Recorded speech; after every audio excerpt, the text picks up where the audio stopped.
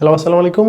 BPL ২০২৫-এর ঢাকার নতুন franchise Rima খারলিন তারা কিন্তু দলটা কিনে নিয়েছেন এবং এই দলটা নিয়ে তাদের যে প্ল্যান বা তাদের যে পরিকল্পনা বা তাদের দলে কোন বিদেশি প্লেয়ার থাকবেন এবং তাসকিন আহমেদ এবং শরীফুল ইসলাম তারা যে গত ঢাকা অর্থাৎ দুর্দান্ত ঢাকার যে আইকন প্লেয়ার হিসেবে তারা খেলেছেন, এদেরকে তারা রিটেইন করবে কিনা বা নতুন করে কোন কোন প্লেয়ারকে তারা টার্গেট করেছে, সেই সাথে তাদের কোচিং স্টাফে আসলে কোন বিদেশি কোচ রাখবে নাকি দেশি কোচ রাখবে, বা মেইন যেটা সেটা হচ্ছে ঢাকার ফ্র্যাঞ্চাইজির নামটা কি হবে, ঢাকা ক্যাপিটালস নাকি ঢাকা নবাব।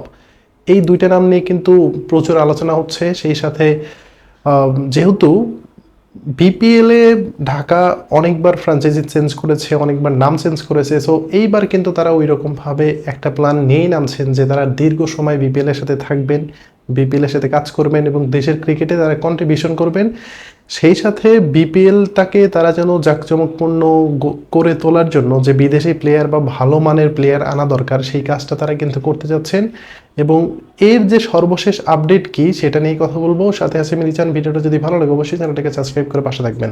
সো ২০২৫-এর যে বিপিএল, সেখানে ঢাকা কিন্তু নতুন ফ্র্যাঞ্চাইজির মাধ্যমে কিন্তু তারা দল গঠন করবে এবং গত আসরে যে দুর্দান্ত ঢাকা ছিল তারা কিন্তু এবার আসরে অংশগ্রহণ করছেন না, সেই হিসেবে নতুন ফ্র্যাঞ্চাইজি পাবে এটা অনুমেয় ছিল। এবং সেখানে কিন্তু রিমা খারলেন যে গ্রুপ আছে, প্রসাধনী গ্রুপ, এবং এটা কিন্তু বাংলাদেশের জনপ্রিয় সুপারস্টার শাকিব খানের কিন্তু একটা প্রতিষ্ঠান, এবং তারা মিলে এবং সাথে অল্টন মিলে এই ঢাকার ফ্র্যাঞ্চাইজি কিন্তু তারা ওন করতে যাচ্ছেন। এবং তারা কিন্তু বিসিবি থেকে মানে একদম বলতে গেলে গ্রিন সিগন্যাল পেয়ে গেছে এবং দল গঠন করার জন্য যে পারমিশনটা দরকার সেটা কিন্তু তারা পেয়ে গেছেন। এবং যারা তখন পারমিশনটা পেয়ে গেলেন, এরপর থেকে তারা কিন্তু কাজ করতে শুরু করেছেন।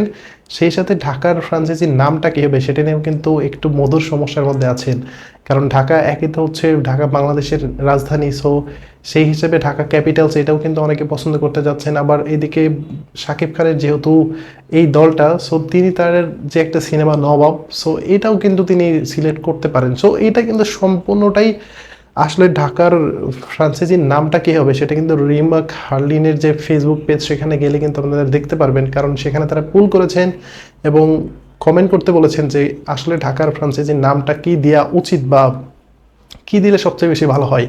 সো এটা নিয়ে হয়তো একটু পরে বা আমরা এরপরে আরও অনেক ভিডিও বানাবো। সো এইটা আপাতত ঢাকা ক্যাপিটালস অথবা ঢাকা নবাব, এই দুইটা নামের একটা নামই কিন্তু সিলেক্ট হয়ে যাবে।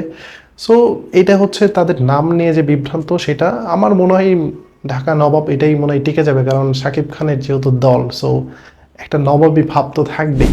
এখন ফিরি ঢাকার ফ্র্যাঞ্চাইজি নিয়ে তাদের যে পরিকল্পনা বা ঢাকার মালিক পক্ষ থেকে তাদের যে প্ল্যান সেটা নিয়ে যদি কথা বলি, তাহলে আতিক ফাহাদ তিনি হচ্ছেন ঢাকার ফ্র্যাঞ্চাইজির প্রধান নির্বাহী। তিনি যেটা ইনশিওর করেছেন যে তিনি ইংল্যান্ডের প্লেয়ারদের সাথে কথা বলছেন, তিনি ওয়েস্ট ইন্ডিজের কিছু তারকা প্লেয়ারদের সাথে কথা বলছেন, সেই সাথে তাদের যে কোচিং স্টাফ হবে সেটাও কিন্তু বিদেশি কোচিং স্টাফ নিয়ে তারা কিন্তু খেলতে যাচ্ছেন। সেই সাথে ঢাকার যে একটা ঐতিহ্য এবং ঢাকা যে আগের গত বিপিএলে যে তারা চ্যাম্পিয়ন দল ছিল, সেই ধারাবাহিকতা কিন্তু তারা ধরে রাখতে চাচ্ছেন।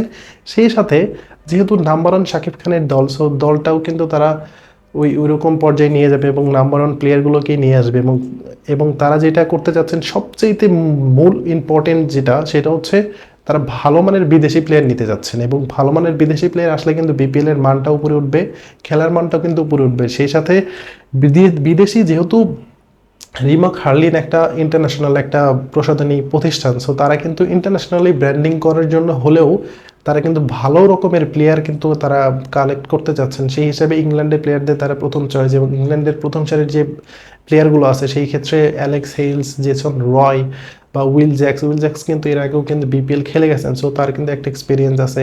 এদিকে ডেভিড মালানকে নিয়েও কিন্তু কথাবার্তা হচ্ছে, কারণ তিনি বরিশালের সাথে চুক্তি করেছিলেন এরকম একটা গুঞ্জন উঠেছিল, বাট এখনও কিন্তু সেই চুক্তিটা সম্পূর্ণ হয়নি। সো তার দিকেও কিন্তু নজর আছে।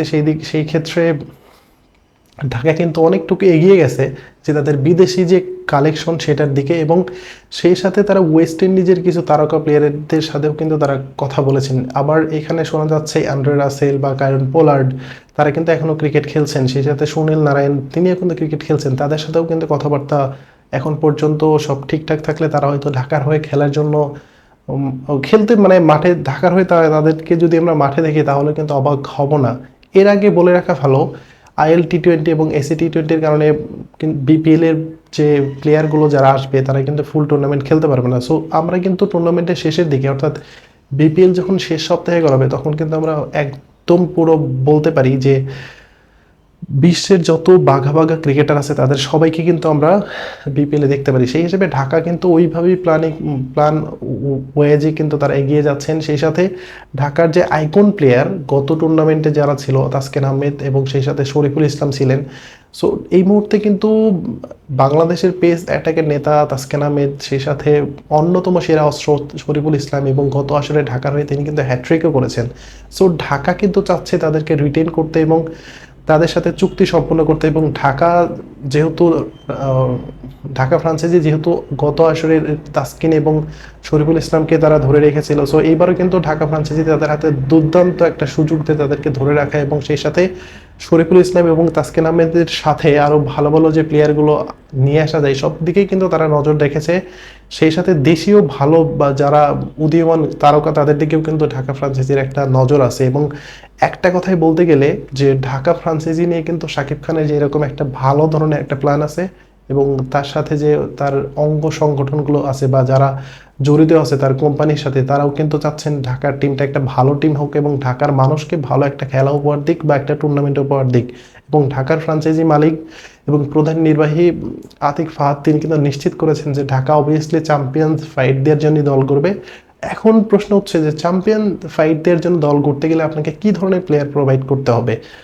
প্রথমত হচ্ছে টি-20 বর্তমানে মারদাঙ্গা একটা খেলা। সো এখানে মারকুটে ব্যাটসম্যানের দিকে আপনাকে নজর দিতে হবে। সেই ক্ষেত্রে ইংল্যান্ডের জেসন রয় বা অ্যালেক্স হেলস তারা যদি ফ্রি থাকে তাদেরকে কিন্তু চাইলে ঢাকা ফ্রাঞ্চাইজি নিতে পারেন। সেই সাথে উইল জ্যাক্স তিনি কিন্তু অনডাউনে ভালো ব্যাট করতে পারে, গত বিপিএল 2024 তার সেঞ্চুরি আছে, তিনি বল হাতেও ভালো বল করতে পারেন। এদিকে মঈন আলী তিনি কুমিল্লা ভিক্টোরিয়ান্সের হয়ে খেলে থাকেন, তাকেও কিন্তু ঢাকা ফ্রাঞ্চাইজিকে তার নজরে রাখতে পারে। এবং সেই সাথে ওয়েস্ট ইন্ডিজের প্লেয়ারদের দিকেও যেহেতু তাদের একটা নজর আছে, সেই হিসাবে আন্ডে ফ্লেচার বা জনসন চার্লস বা আন্ডে রাসেল, কায়রন পোলার্ড এদের দিকেও কিন্তু নজর রাখতে পারে ঢাকার ফ্রাঞ্চাইজি। সো শেষ পর্যন্ত ঢাকার ফ্রাঞ্চাইজিতে এবং ঢাকা কোন কোন প্লেয়ারকে সাইনিং করে এটা আসলে সময় বলে দিবে। এবং আপনাদের কাছে একটা প্রশ্ন, ঢাকার ক্লাবের নামটা বা ঢাকার যে ফ্রাঞ্চাইজির নামটা কোনটা হবে, ঢাকা ক্যাপিটালস নাকি ঢাকা নবাব?